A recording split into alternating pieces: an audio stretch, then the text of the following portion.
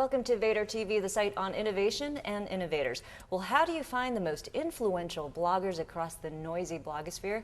Well, you can start by using BuzzLogic. Joining me to talk about BuzzLogic is co-founder and chief product officer Todd Parsons. Todd, thanks for joining us. Thanks for having me, Bambi. The idea behind BuzzLogic is to tap into social media, the blogosphere, social networks, and find the most influential people to help market and sell products. How influential is the blogosphere?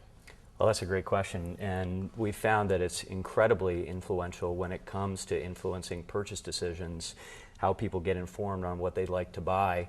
In fact, there was a recent study that Blue Lithium, which is a fairly large ad network, had launched that indicated that social media content was 39% more effective at converting people once they had gotten to it on buying a certain product. Can you give me an example of a product that was sold across the blogosphere? And give me an example of a client of yours. A really good example is a job site called Pro2o that we work with.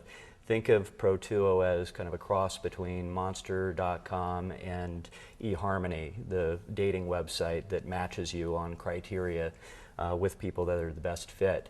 So Pro2o used BuzzLogic to find the most influential people on certain things about the job market and job hunting, and then built relationships with those people to, in effect, build a highway between their content and Pro2o's website. What that resulted in for Pro2o was about a 25% increase in their website traffic, and more importantly to them, about a 40% increase in the conversions they had with people registering that came from that influential content. So, incredibly effective way to get the message out and to increase their sales at the end of the day. Well, at Vader TV, we hold competitions, and we're trying to find the most influential bloggers in the video gaming industry so we can create awareness for our video game competition. What can you do for us? Vader TV were to come to me today and say, we'd love to do that for the next year.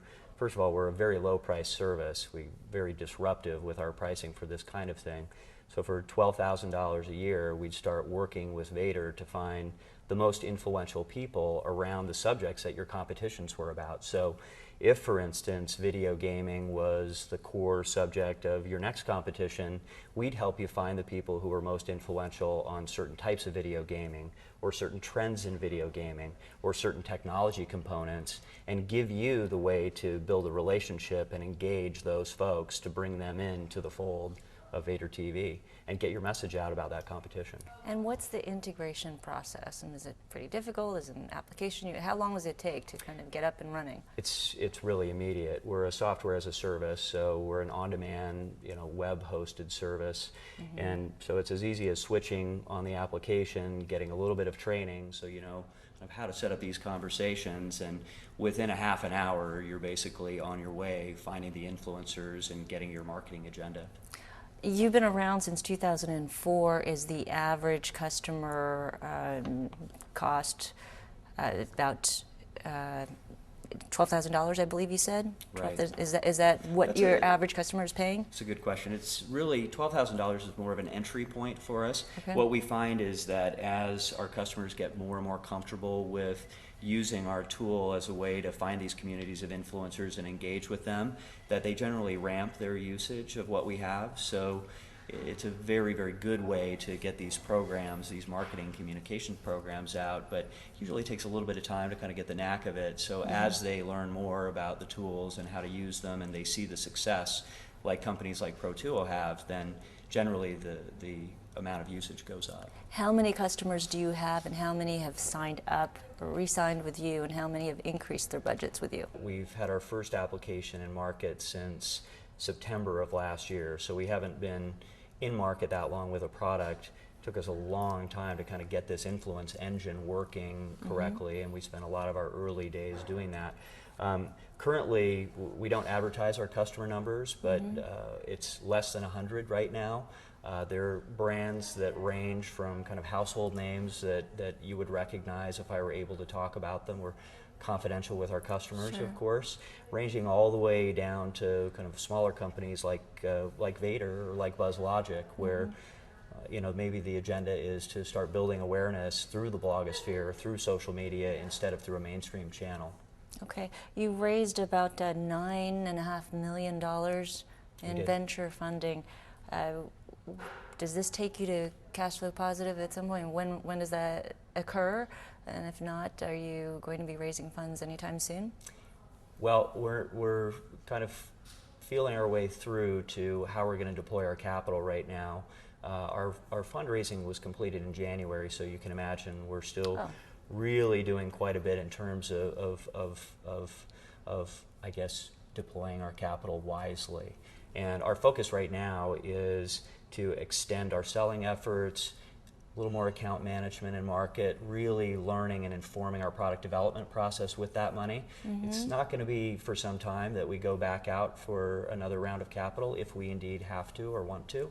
So we're kind of in the process of making that determination, but we're really nose to the grindstone right now to figure those other things out. Now, a cheaper way to find influential bloggers is possibly just going on Technorati and seeing which ones are ranked the highest, or maybe buying a list. Why spend $12,000 with your company? That's a great question.